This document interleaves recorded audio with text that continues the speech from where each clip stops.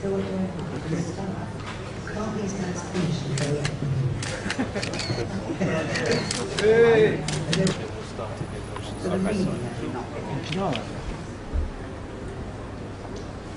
My earliest memory is a dream about my mother, covered in armour, a coronet of snakes entwined around her head. I am 3 years old. I am in my bed in a little room with blue curtains. In the dream, it is daytime. The sunlight is streaming through the curtains. Everything is blue. Blue curtains blowing in the wind. And beyond them, a garden, the green of an English lawn. I hear a voice calling me, "Come, Marianne, come." I feel helpless. I have no choice. "Marianne," the voice calls again, so piercingly this time that I get out of bed. I float to the windowsill the way Alice does, with her feet just off the ground. I open the curtains and fly down to the end of the garden where my mother has planted an asparagus patch. I see a fantastic figure looming over me. It is my mother as goddess, wearing armlets, breastplate, greaves like the ancient warrior Queen Boadicea. She is cooking, raking the coals with a pair of tongs. She lifts me in her arms and places me on the fire. The dream ends as I lie down and allow her to roast me on the grill. This happens night after night, again and again. She arranges me on the hot coals. The dream always stops at this point. There is no pain, not really a nightmare at all, but rather a ritual that I obscurely recognize. A very Middle European apparition, a proper collective consciousness dream about the mother, the goddess. Some form of training, perhaps. It certainly prepared me for later life.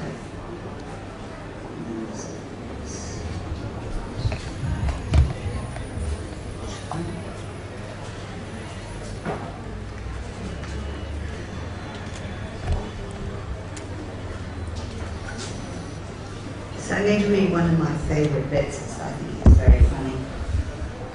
And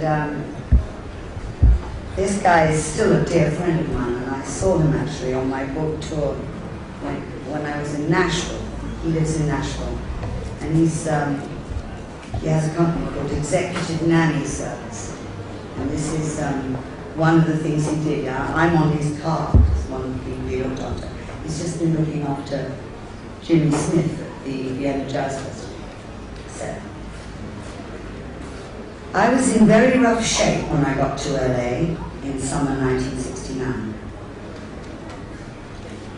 Phil Kaufman, Graham Parsons' roadie, met me at the airport. He must have seen this strange white apparition staggering off the plane and thought, "Blazing tumbleweeds, I can't let her blow into Babylon like this." He knew what was awaiting us in Los Angeles, what people were expecting from Rolling Stones. He put me in hibernation for 3 or 4 days, and then I was okay again.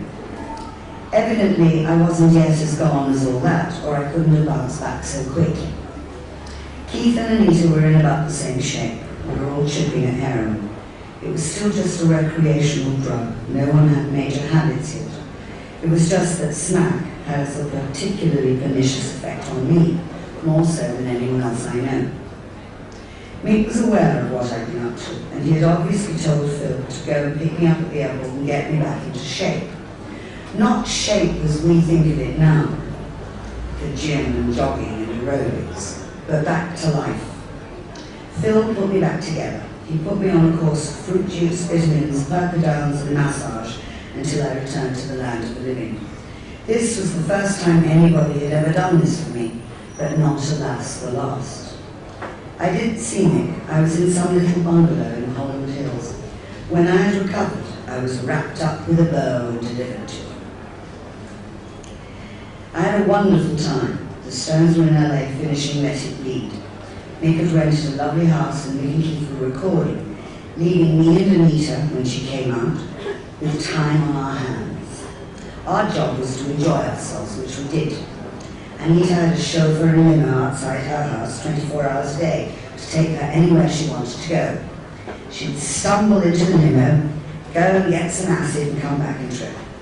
I also spent a lot of time with Pamela Mayle and Andy Cohen, just sort of Swimming, lounging by the pool, getting brown, doing a little coke and a lot of raving around, but no smack.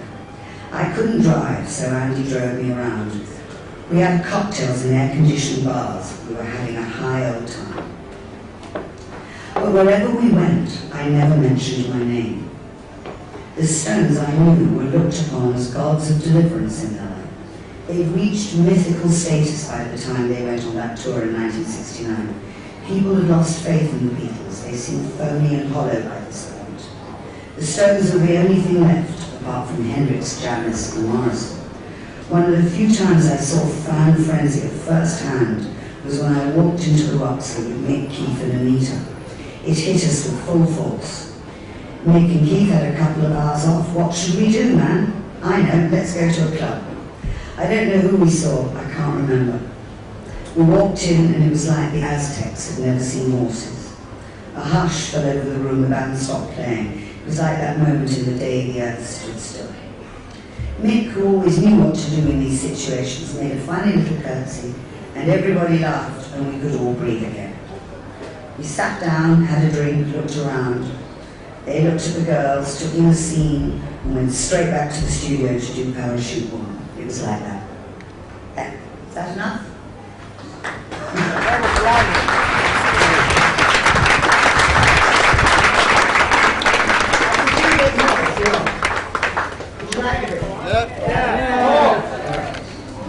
Now where is it?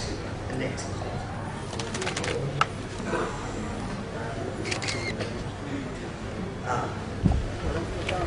It's a lovely bit.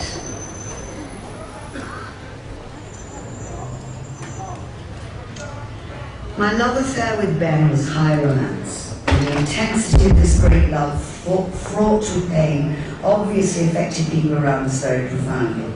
He was a gorgeous guy, and dreadful women were always coming on to him. It was absolute torment. I'd never noticed this before. Obviously, all these years I'd screened myself from it behind a narcissistic glass wall. I noticed Mick's affair with Anita, but the rest of the stuff he did with other women went right by me. Probably because I couldn't have handled it. Now, for the first time in my life, I felt horrible, searing jealousy, which reached a harrowing pitch during the making of Broken English. While I was working on the album, Ben went off to Los Angeles for a while to work on one of his projects, and while there, had a prolonged and intense affair which drove me to despair. It was about this time that Denny Cordell got in touch with me. Denny was a well-regarded figure in the music business who had started Shelter Records in the late 60s. He discovered J.J. Cale, Tom Petty, Leon Russell, and produced Joe Cocker. He was an old friend of Chris Blackwell's and of mine. Denny told me to go and see the poet Heathcote Williams, whom for some reason he always called Jasper. Marianne, Jasper's got this brilliant poem and he wants someone to make it into a rock song. It's perfect for you. Lovely, I'll give him a call. No, you better go round there, and pretty swiftly too, Marianne. He's threatening to send it to Tina Turner or Mick Jagger. Hell's bells, how am I going to compete with those two? It's not for Tina or Mick, it's for you. Jasper doesn't know that yet. Go on over there and straighten him out. Yes, sir. For years I had been looking for things here and there and knowing I was going to find them. I knew even before I got there that this visit to Heathcote's was going to be critical for me. Heathcote read me his poem, which was called Why'd You Do It? And he had not spoken more than 2 lines before I knew that this was going to be my Frankenstein. This was the very likeness of my anguish. Here at last was the text that would translate my hieroglyphic inner life into words. I told Heathcote I would die to sing these lyrics, Heathcote, but he very politely reiterated what Denny had told me. I'm terribly touched, darling, but I see Tina Turner. God, what am I going to do, I thought. He's got an absolute eating fix about Tina. I realised, everybody getting bored, shall I stop? It's hard. I realised a bit of theatrics was needed to make my point, and I fell about laughing uncontrollably. The day she does it, I'll give it up, I said. We don't know that, though, said Heathcote, as if at a debate. Look, Heathcote, Tina is never going to do this song. Hell will freeze over before Tina would do a song like this. Let me do it and I will nail it. You know I will. You don't need a black singer to authenticate this. It's the real thing already. I knew Tina would never do anything this raunchy and crude in a million years, but I knew I was not dealing with questions of logic. Heathcote longed for the confirmation of his being through Black Soul. Like Mick, he felt only black things were valid. He wanted Tina because blacks were authentic, or failing that, he wanted Mick, an authentic black person impersonator. This, to my mind, was undermining your own blues, but that had been 60s doctrine.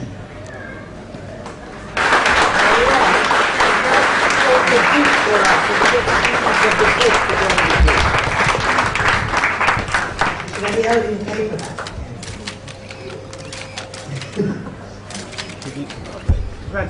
this way. Round here to the left, mate. Our guest in store at HM Virtual Talks today, Marianne Faithfull, and she'll be signing copies of this unique book, Faithfull, on stage very shortly. If you'd like a copy of this biography signed, if you could make your way to the rear of the store, the queue will be formed on the side of the stage. If you don't have a copy of the book, there are copies available on the stage as you approach. Marianne, can we get you to sit on the front of the table, please? Can we get you to sit on the front of the table? That's great, it's wonderful.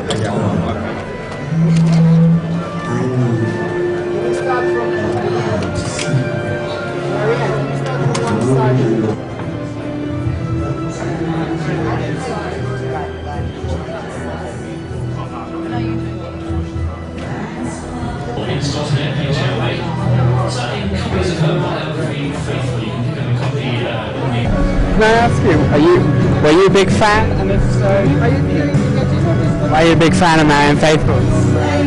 Well, I'm not English, so I don't have a chance to see her live anytime. But I like her very much because I think that she's a legend now. And she's very nice. She has quality, all this.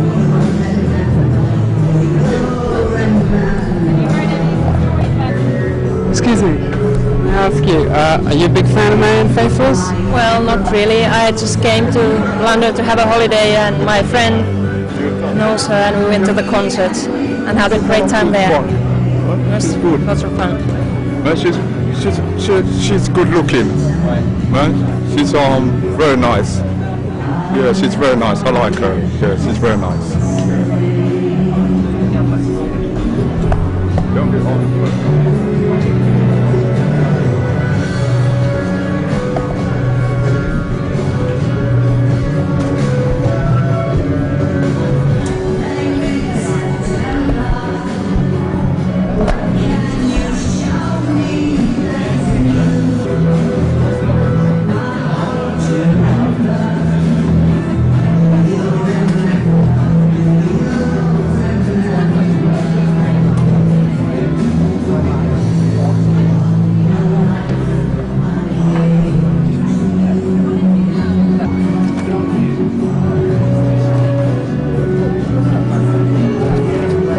Can I ask you, why are you such a fan of Marianne Faithfull? Are you a big fan? No, I'm not really a fan. I just admire her work, her music, and her art, her acting. The book sounds very interesting. Maybe a biography, probably not today. She's very attractive, even at this age. She's a lovely woman.